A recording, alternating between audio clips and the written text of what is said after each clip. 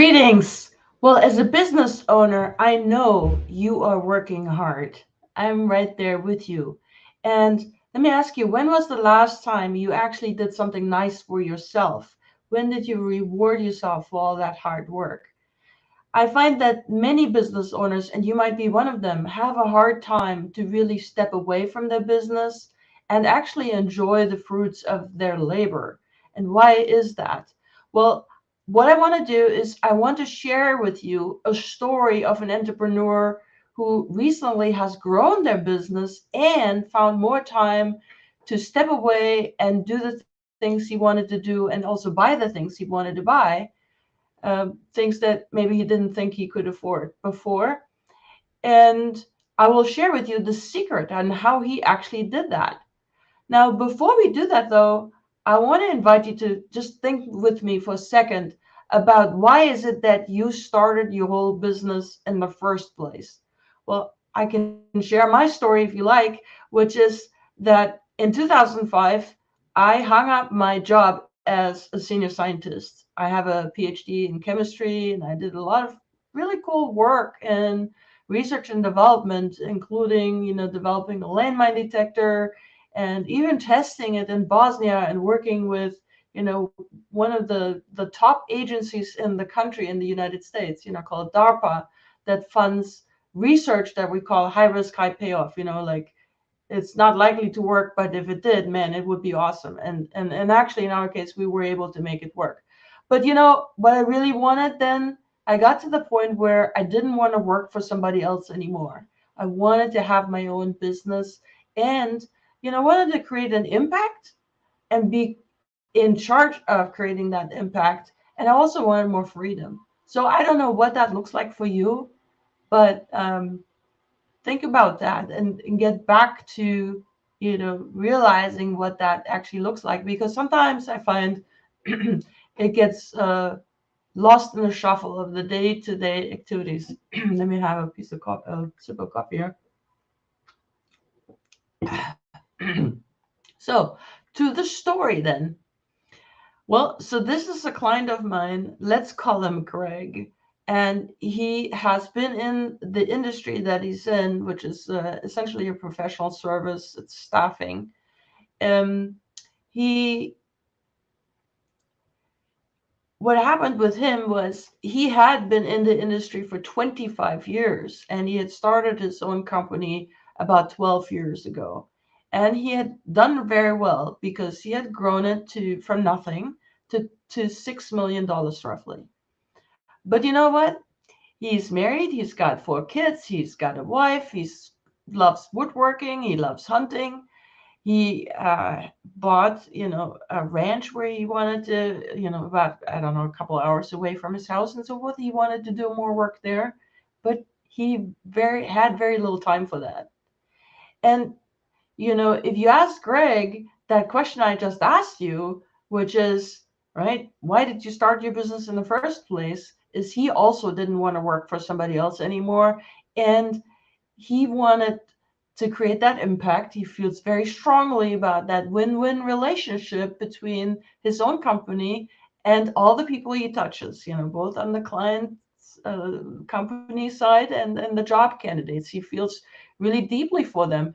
And, that's how I feel about my business. I mean, I really am in there with my clients, hook and sinker and everything, to make them successful and get what they came to get and more. So it's the impact, but also he wanted freedom. He wanted to do more woodworking and more hunting and more time with his kids. He just drove to Vegas actually and bought a car, but not the car wasn't even the main joy for him. It was the fact that he had time with his 14-year-old daughter. Right? That's what we're talking about. So how did he do it? Well, this I think will apply to you as well. So think with me on this for a second. You have been in your industry for probably a long time, like Greg was in the industry for 25 years, right? And you've been in your own business probably for some time. And you have learned a lot. And not only from the things that went well, but also from the things that didn't go well. In fact, I think we often learn more from that. And all of that is in your head.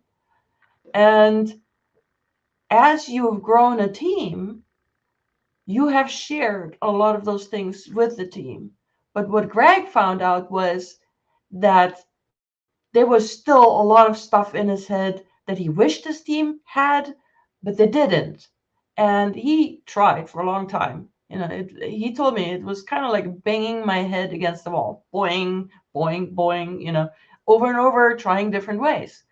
Well, both Greg and his team are smart people. So why was it not working better? Why was there still so much knowledge in Greg's head that he wished was in his team members' heads? Well, it has something to do with the fact that as we learn, there is more and more knowledge accumulating in your brain that you don't even remember you have. I call that unconscious knowledge. It's also called unconscious competence. Whatever it's called, is you know it, you can do it, you do it almost in your sleep, you do it automatically, but you have a tough time to teach it.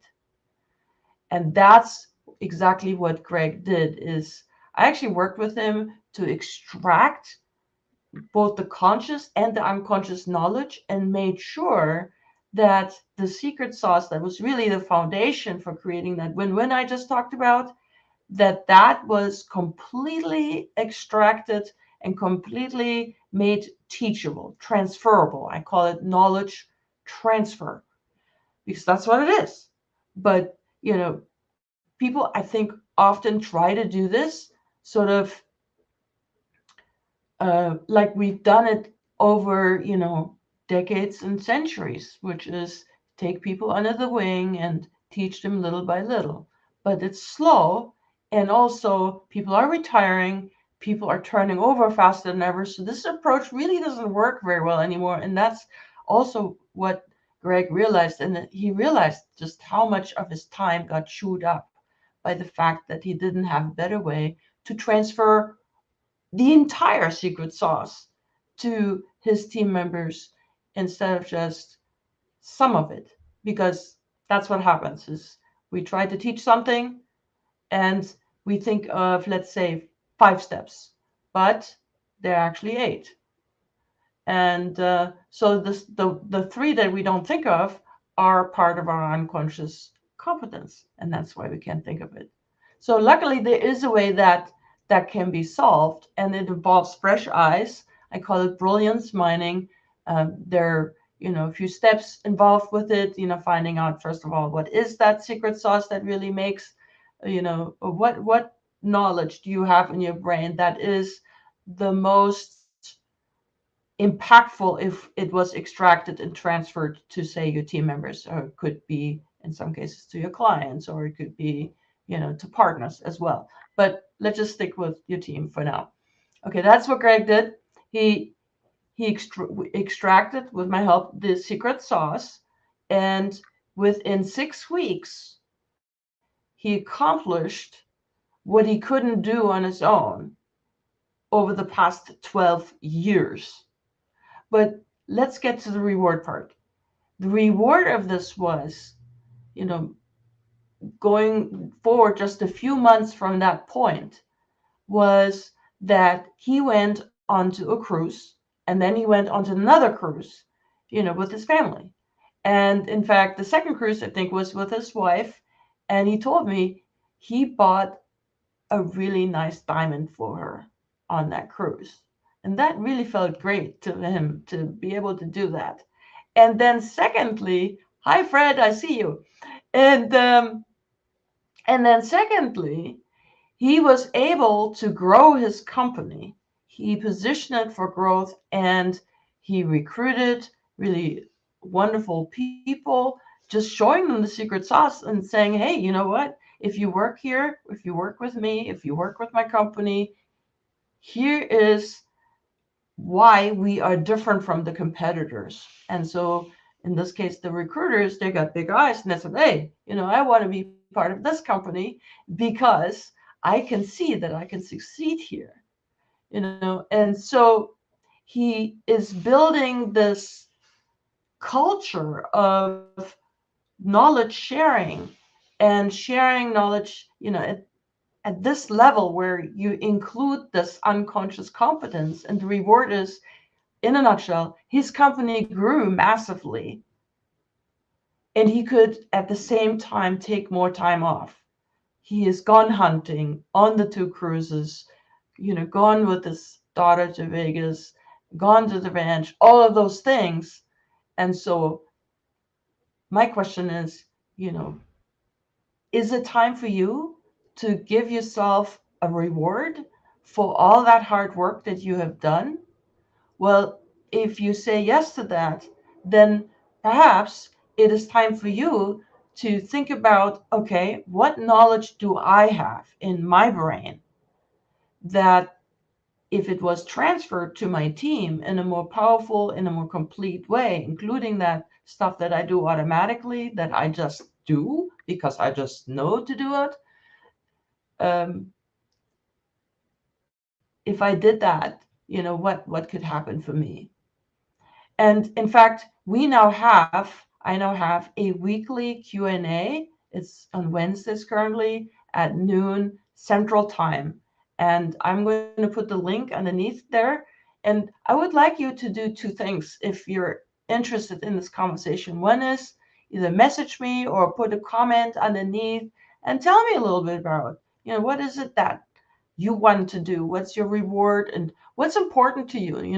And um, then come to the Q&A, and there we're going to talk about your brilliance, which is what I call this, this knowledge that you have in your head that comes from expertise, experience, all what, when you apply it, and the wisdom that results from that, the stuff that you can't look up anywhere, right? That's what I'm talking about. So that we're going to talk about that brilliance that's unique to you, which is way greater than I know you give yourself credit for. This always happens. And then we're also going to talk about AI, because AI is here and it's obviously impacting knowledge driven industries like yours greatly. Probably a third of tasks will be automated or in the process of being automated. So we'll talk about, the positives, the opportunities, and also, the threats. And to just steal my own thunder a little bit, there is my thinking is that number one, AI will not replace you. But two, you need to be aware of what AI is there and how to use it in your business. And three, you must tap into that knowledge that's in your brain in a whole new way than you probably have ever done. It's like a gold mine, and we are in a knowledge transfer gold rush. What do I mean by that? Well, that gold mine, that's that unique brilliance that you have in your brain, that unique knowledge that needs to be taken out. I mean, it still stays in the brain, obviously, but it needs to be extracted and made teachable so that you can grow and scale your business in this AI driven era that also is suffering from high retirement rates and high turnover rates. Okay, and that way you can stand out with your uniqueness. And that is going to give you the rewards that you were envisioning when you started this whole thing in the first place. So I'll see you at the Q&A, I hope, and drop me a comment. I'd love to. In fact, if you have any questions now, you can type them in and um, I will address them. Fred, do you have anything?